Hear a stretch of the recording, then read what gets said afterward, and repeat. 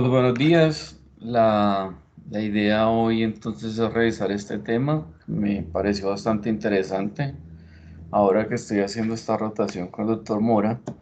Y pues una de las cosas importantes cuando nos enfrentamos frente a alargamientos o a corrección de deformidades de miembros inferiores,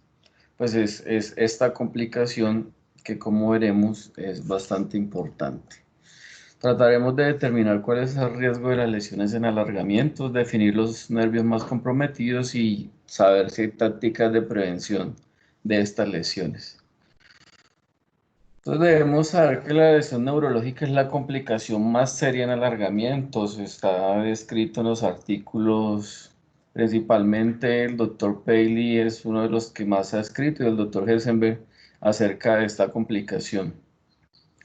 Es una complicación que te puede llevar a síntomas como parálisis neurológica, siendo tal vez el síntoma más grave, o el dolor crónico neurogénico. Y son síntomas que pueden aparecer desde el posquirúrgico inmediato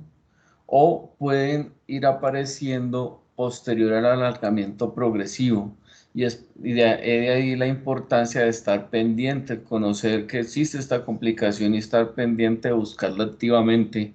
porque encontrarla y repararla harán que la recuperación de la complicación sea más fácil. En el postquirúrgico inmediato uno puede encontrar esta complicación debido a problemas dentro de la técnica o dentro de la cirugía como tal. Se puede producir un trauma quirúrgico con un PIN, con un chance, realizar una lesión con el perforador, realizar lesión por osteótomos, secundario a un síndrome compartimental por cerrar una fascia en un lugar donde el nervio pueda quedar atrapado o por hacer estiramiento del nervio en la corrección aguda. Entonces son bastantes pasos en los que podemos realizar la lesión del nervio y tener esta complicación en el posquirúrgico inmediato. Y en el alargamiento gradual se ha tratado de estudiar las causas, pero las causas son menos obvias. Hay varios autores que han hecho teorías acerca de cuáles son las causas de la lesión en el alargamiento gradual y esto es lo que encontramos. El doctor Strong, en un estudio que hizo en alargamiento femoral en perros, miró que estos perros tenían síntomas neurológicos durante el alargamiento gradual y después revisó con neuroconducción y pues, posteriormente con patología donde se producía la lesión neurológica en estos animales y encontró que la lesión se producía a nivel de la salida de las raíces lumbosacras. Entonces llamaba mucho la atención que la lesión no se producía cuando el alargamiento femoral en ningún canal del nervio a nivel de la extremidad como tal, sino que se producía por una tensión a nivel del plexo lumbosacro. El doctor Paley hace posteriormente estudios de la lesión del nervio peroneo común y encuentra que cuando se hace alargamiento a nivel de la pierna o corrección de deformidades a nivel de la rodilla, el atrapamiento más común es el atrapamiento del nervio peroneo en el cuello de la fíbula. Y más adelante John hace estudios electromiográficos para determinar si esos cambios neurológicos se mantenían en el tiempo o si mejoraban sin necesidad de realizar intervenciones. Y él lo que encuentra es que en un 87% se puede tener mejoría de los síntomas sin necesidad de realizar intervenciones en un plazo hasta de 274 días. Sin embargo, lo que sí se ha visto es que tomar acciones para mejorar los síntomas, pues siempre van a llevar a que los síntomas se recuperen más rápido. Eso lo miraremos ahora en el estudio del doctor Paley. Aparece esta primera premisa y que trataremos de responder durante la charla, y es si la aparición de una lesión neurológica entonces es una contraindicación para continuar el alargamiento. Eh, Miraremos durante la charla qué se sabe de ello y trataremos al final de responder esta premisa. En cuanto a hallazgos clínicos de lesión neurológica, tenemos signos tempranos y signos tardíos. Los signos tempranos, como los describe el doctor Gessemer, la doctora Nogueira, dice los signos tempranos son hiperestesia y un dolor reflejado. Por ejemplo, cuando hablamos del nervio peroneo, entonces tendremos un dolor reflejado en el dorso del pie y puede tener hiperestesia inicialmente, que es el signo que vamos a tener en cuenta al principio. Después, si uno no le pone cuidado a esto y dice, no, ese dolor es por el pin, ese dolor es por el aparato, ese dolor es porque usted no aguanta, entonces vamos a tener más adelante que se va a convertir en una hipoestesia y van a aparecer los signos motores, donde inicialmente vamos a tener una debilidad muscular y por último nos va a llevar una parálisis. Entonces, saber que hay unos signos tempranos que los debemos conocer, y es allí cuando tenemos que actuar. El doctor Paley hace una clasificación de la lesión neurológica y inicialmente él habla de que uno puede tener una irritación neurológica, un compromiso neurológico o una lesión neurológica. Irritación neurológica es un síntoma pasajero que mejora en el transcurso de horas posterior a la cirugía, y la lesión neurológica ya tiene que cumplir uno o los tres siguientes hallazgos: la presencia de signos y síntomas sensitivos o motores, y o un resultado positivo de estudios de conducción nerviosa, una electromiografía, y o resultados positivos del test con un aparato de sensibilidad específica de presión, que es este aparato que les muestro aquí en la pantalla, que es un aparato que se usa para determinar si hay alteración sensitiva en la extremidad. Normalmente en el protocolo que usa el doctor Paley, entonces lo que ellos hacen es que hacen una prueba previa a la cirugía y después hacen una previa cada 2 semanas después de el acto quirúrgico, y miran si hay cambios en la sensación de sensibilidad en la extremidad, llevándolos a hacer un diagnóstico temprano. Ellos en su artículo muestran cómo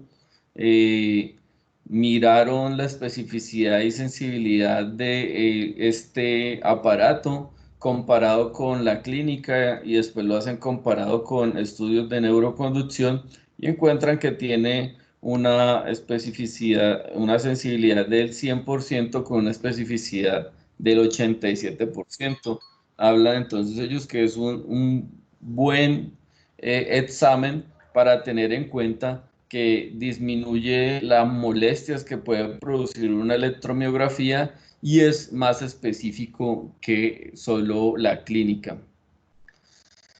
En cuanto a la lesión neurológica, ellos la dividen en dos tipos. Entonces dicen que la tipo 1 es la lesión neurológica quirúrgica, la que se produce dentro del acto quirúrgico, y hay una lesión tipo 2 que es la lesión por estiramiento gradual o el alargamiento gradual. La tipo 1 se divide en tres tipos: la tipo 1A, que es la lesión intraquirúrgica que se produce con un pin, perforador, osteótomo o cualquier otro instrumental durante la cirugía. La tipo 1B es el estiramiento agudo intraquirúrgico que se produce por realizar una corrección de la deformidad en agudo cuando se hace la tracción para osteoplasia después de que se tienen los tejidos blandos liberados, y usted hace una tracción para mejorar la deformidad y ahí tracciona agudamente el nervio y le puede producir una lesión, o cuando usted hace la apertura de una osteotomía y hace un estiramiento del nervio sin haber liberado sus túneles, y aquí hace la lesión neurológica tipo 1B. Y la tipo 1C es cuando usted va a hacer una estiración, perdón, un estiramiento de de la osteotomía intraquirúrgica de forma gradual. O sea, usted ya puso el aparato y usted lo va a estirar, ya teniendo colocado o fijado los fragmentos, pero hace un estiramiento de más y ahí hace una lesión tipo 1C.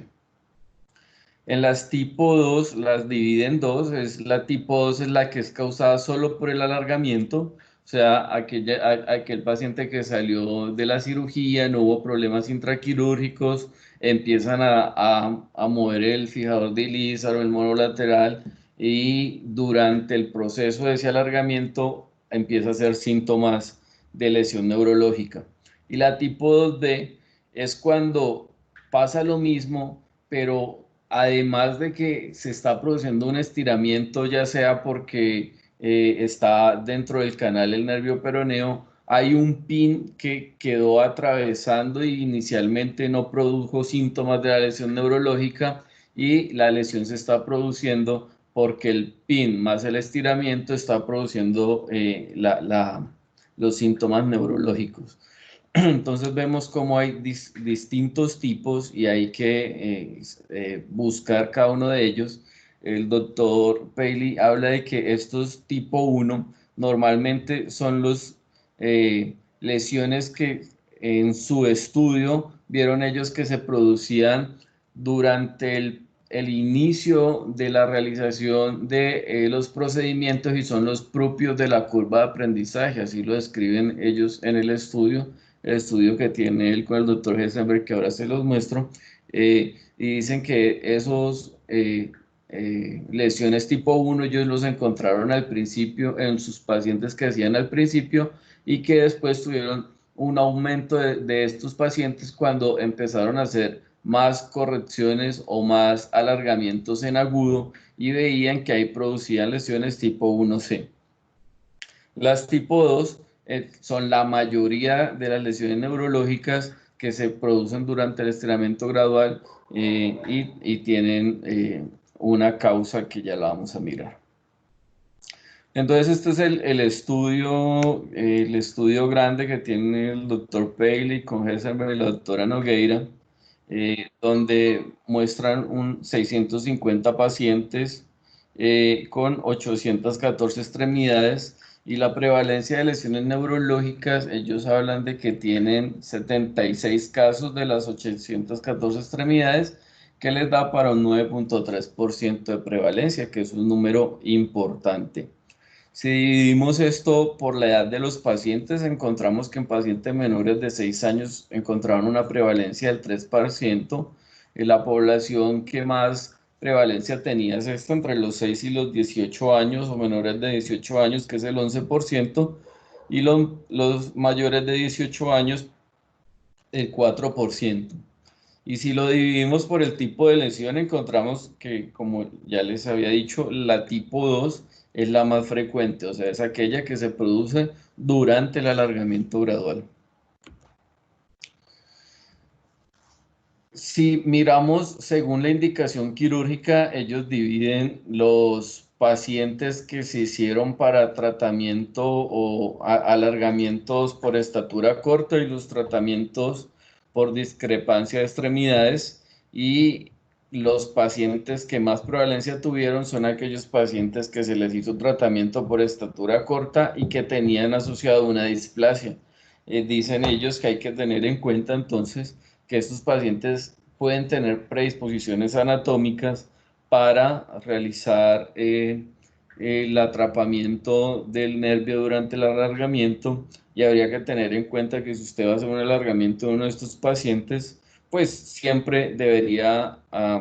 tener en cuenta las tácticas o las estrategias para prevenir, que ahora hablaremos de ellas. Sí, esta pregunta que uno pensaría que la respuesta es distinta y es que si está asociado con la longitud del alargamiento, o sea que si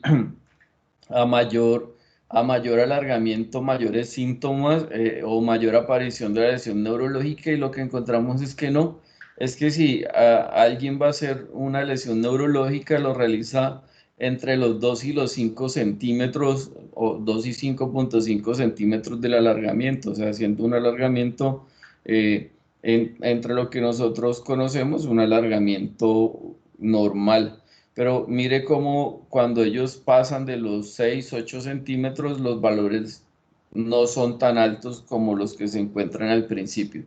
Entonces, al parecer, la lesión neurológica no está asociada como tal a la longitud del alargamiento que se haga. Este es otro artículo bastante interesante donde hicieron estudios de neuroconducción electrofisiológicos a pacientes que se les había hecho alargamientos de extremidades inferiores y lo que ellos miraron, querían mirar es si había una relación de la cantidad o el valor del alargamiento con la aparición de alteraciones en la neuroconducción. Tuvieron 36 pacientes a los cuales hacían 3 tomas de neuroconducción antes de la cirugía, inmediatamente después de la colocación del dispositivo de alargamiento postquirúrgico inmediato y al terminar el alargamiento. Y lo que encuentran ellos es que no hay una relación estadísticamente significativa con la longitud ganada del alargamiento. Mire que no hay mayores cambios en la velocidad según el alargamiento, pero sí encontraron una relación significativa según la etiología por la cual se realizaba ese alargamiento, siendo los pacientes que se les hacía un alargamiento posterior a un trauma o una asimetría de longitud secundario a trauma, los que más tenían riesgo de hacer cambios en la neuroconducción. Entonces hay que tener en cuenta de que no la longitud del alargamiento produce la lesión neurológica y hay otros factores como la decisión quirúrgica o por lo que estamos realizando ese alargamiento o cambios propios de la patología como las displasias que pueden producir las lesiones neurológicas. Miremos si el segmento alargado tiene cambios en la prevalencia y lo que encontramos es que sí, ellos tuvieron una prevalencia muy alta en los alargamientos a nivel de la pierna donde se hacía a doble nivel de tibial en un 77% de los casos y esto es un número importante a tener en cuenta, lo cual nos dice lo mismo. Si vamos a hacer un alargamiento a doble nivel en la tibia, pues lo que deberíamos hacer entonces es aplicar las estrategias como la liberación del nervio peroneo para evitar las lesiones neurológicas. Entonces, miren este artículo de cómo predecir las complicaciones en el alargamiento óseo en niños. Y miren cómo este autor encontró lesiones neurológicas en un porcentaje bastante importante, 30% de los pacientes, 20% del nervio peroneo y un porcentaje menor en otros nervios. Y entonces es aquí donde nos debemos sentar a pensar, bueno, ¿y qué podemos hacer para evitar este número tan grande y no llegar a otras cirugías como exploración del nervio peroneo, exploración del nervio isquiático, evitarnos todo este cuento? Entonces sí hay estrategias y vamos a mirar cuáles son esas estrategias de prevención. Para evitar las lesiones tipo 1, pues esto que es bastante importante, conocer los planos de seguridad para colocación de pines y chans. Esto es del atlas del doctor Katanji, donde uno puede encontrar cuáles son los ángulos de seguridad para colocar un pin o un chan y tenerlo siempre en cuenta para evitar una lesión neurológica. Entonces, este es primera recomendación y primera estrategia para evitar las lesiones neurológicas tipo 1. Otras estrategias intraquirúrgicas descritas en un artículo del 90 al doctor Paley son estas, que al hacer perforaciones bicorticales, perforar del lado contrario donde está el nervio. Entonces, por ejemplo, si sabemos que el nervio peroneo está lateral y vamos a hacer una perforación bicortical en la tibia a ese nivel, pues empezamos la perforación desde el lado medial. Y él dice que esto se debe hacer porque si es probable que si usted con un pin o un chan, con la punta del pin o del chan toca el nervio pasándolo, la lesión es menor, pero si usted lo envuelve o lo calienta por estar pasando completamente el pin, pues va a tener una lesión mayor de ese nervio. Y entonces, esta es la explicación de por qué esta estrategia podría ayudarnos. Lo otro es que recomiendo es no realizar bloqueos motores en estos pacientes para poder vigilar si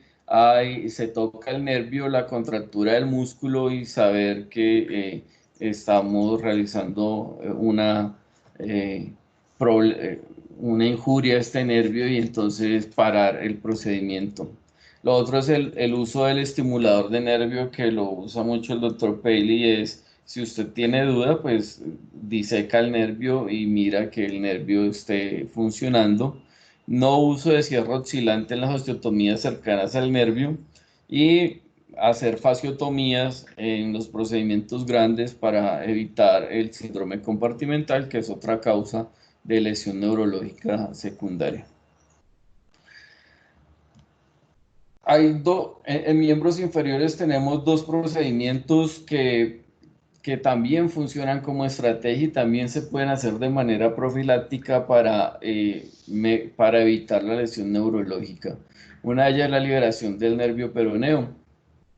que está indicada en correcciones agudas de valgo de tibia de más de 5 grados, correcciones agudas de valgo de fémur mayores de 5 grados, corrección de cualquier deformidad a nivel de la rodilla de más de 15 grados en varo o algo que se vaya a hacer de forma gradual con un aparato de Ilízaro o cualquier otro sistema. Y se puede hacer terapéutica tras síntomas neurológicos cuando usted hizo el alargamiento y no hizo la liberación del nervio peroneo y de manera temprana usted encontró síntomas, pues deberá llevarlo a cirugía y hacer la liberación del nervio peroneo, ya que el tiempo del procedimiento después de la aparición de los síntomas va a afectar en la recuperación, y ahora les muestro gráficas de eso.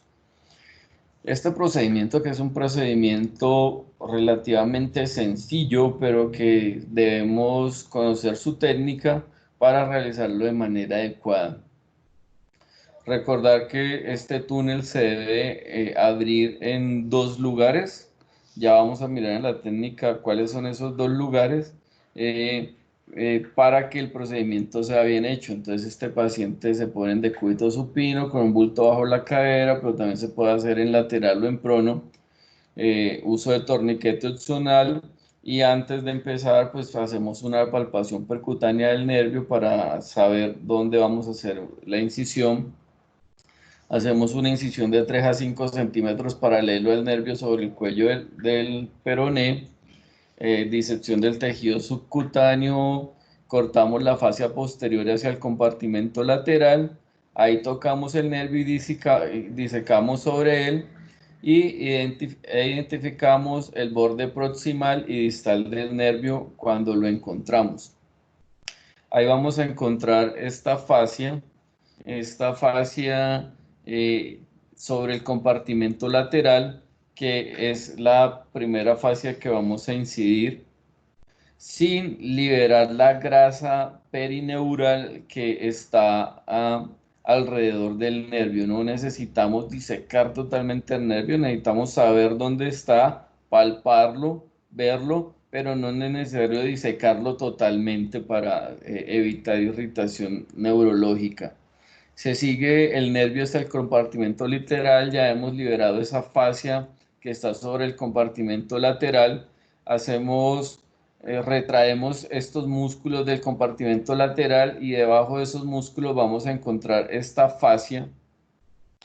este engrosamiento de la fascia que está sobre la bifurcación del nervio, en el nervio superficial y el nervio profundo que sigue por debajo del compartimento lateral. Entonces incidimos esta primera fascia y ahí estaríamos liberando el primer túnel del nervio peroneo. Después extendemos la fasciotomía de esa fascia hacia el compartimento anterior. Identificamos este septo intermuscular que está entre el compartimento lateral y el compartimento anterior. Disecamos estos músculos del compartimento lateral y el anterior sin profundizarnos demasiado. Hay que tener cuidado con las ramas que suben a través de este septo, que son ramas superficiales que van para dar sensibilidad a la piel de esta zona, no las dañamos y después, habiendo disecado este septo, lo cortamos de anteromedial hacia posterolateral y aquí estamos haciendo la liberación del segundo túnel. En ningún momento necesitamos disecar el nervio, su grasa, ni sacarlo, ni levantarlo, solamente tenemos que hacer el corte del septo, de este septo intermuscular y aquí quedaría la liberación del túnel completamente. Entonces, como vemos, es un procedimiento relativamente sencillo, pero hay que conocer qué estructuras son las que tenemos que liberar para que el nervio quede correctamente liberado. Esta es la descripción hecha por la doctora Nogueira y el doctor Pelle en su artículo, que me parece bastante interesante. Y el segundo túnel que podemos liberar en el miembro inferior para realización de alargamientos o deformidades, pues es la liberación del túnel del tarso. Este es de un artículo del doctor Land con el doctor Pale. El doctor Land es el ortopedista que hace cirugía de pie en el instituto del doctor Paley, que fue fellow del doctor Paley, y tiene este artículo bastante interesante porque son los únicos que han descrito acerca de la liberación del túnel del tarso profiláctico en alargamientos o corrección de deformidades alrededor del tobillo. Dicen ellos lo mismo, entonces que los síntomas de atrapamiento pueden ser adormecimiento, un dolor quemante, eh, parestesias de la porción medial del talón y planta del pie, debilidad de los intrínsecos plantares del pie, hasta una parálisis de estos músculos. Las indicaciones, pues ellos hablan de que se debería hacer en osteotomías supramaleolares para corrección de varo, recurvato o antecurvato, porque como lo muestran ellos aquí en sus gráficas, pues mira que en estas osteotomías supramaleolares, cuando usted hace la corrección, pues el nervio tibial posterior puede verse tensionado por la corrección de la deformidad y si no se ha liberado el túnel del tarso, pues se puede producir lesiones neurológicas por esto. Entonces, en estas osteotomías supramaleolares, cuando se hace alargamientos del tendón de Aquiles o osteotomías de rotatorias, también se debe hacer por el riesgo de que haya un estiramiento muy grande del tibial posterior y se pueda producir una lesión neurológica. Aquí cuando se hacen correcciones de recurvatum o antecurvatum, cuando se corrigen deformidades en la subtalar, también recomiendan la liberación del túnel del tarso, o cuando se hacen correcciones a nivel del medio pie con osteotomías a nivel del medio pie, igual hacen la indicación o recomiendan la realización de la liberación del túnel del tarso. Este es un procedimiento que se hace igual con el paciente en decúbito supino. Lo que recomiendan es hacer una identificación previa de la arteria tibial posterior con Doppler y marcarla. Se pone torniquete neumático y se hace una incisión que inicia desde la parte más proximal del maléolo medial, anterior al tendón de Aquiles, y se dirige hacia el músculo abductor del halus en su porción muscular. Eh, Se hace una incisión de la fascia superficial de la pierna y esa fascia se va a hacer una fasciotomía hacia proximal. Se hace la identificación del nervio a nivel del maléolo medial. Se separa el paquete neurovascular de la fascia profunda y se hace fasciotomía también de esa fascia profunda hacia proximal. Después se hace una liberación del retináculo flexor, se hace incisión de la fascia profunda distal sobre el paquete neurovascular y extendemos esa fasciotomía hacia el abductor de la luz. Aquí vamos a identificar entonces la bifurcación del tibial posterior en sus ramas plantar medial y plantar lateral.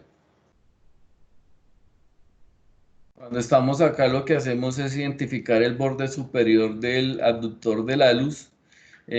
hacemos incisión de la fascia que lo cubre y ahí retraemos el músculo para identificar los túneles del medial lateral y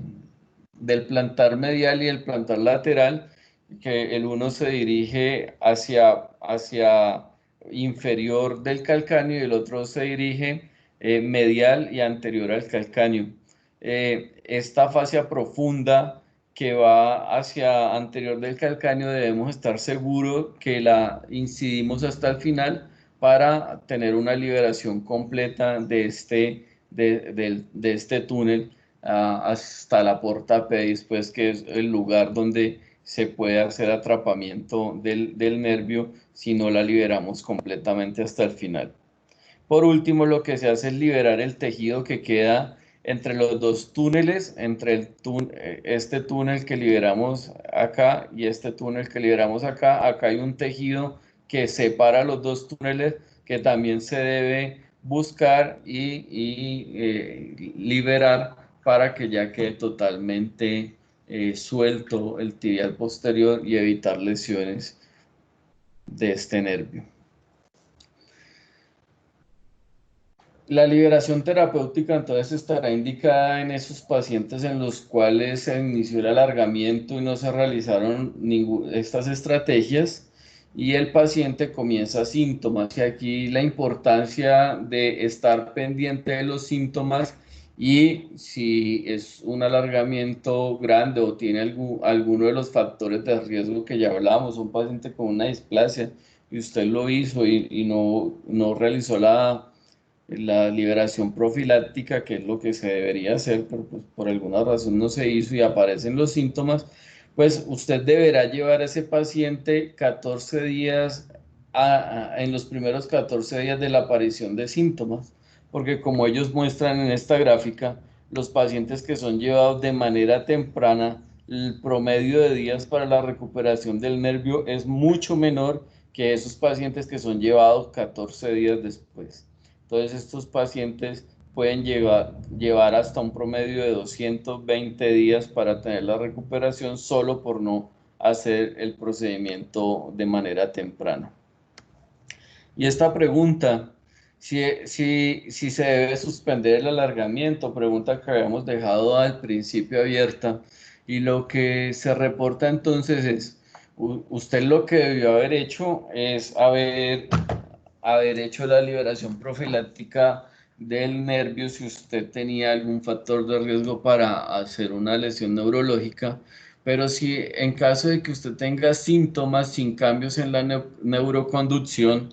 usted podría decidir suspender el alargamiento o disminuir la velocidad del alargamiento vigilando los síntomas y que no haya cambios en los estudios de neuroconducción. Entonces debería usted tener o electromiografías cada 2 semanas o tener el aparato de discriminación de presión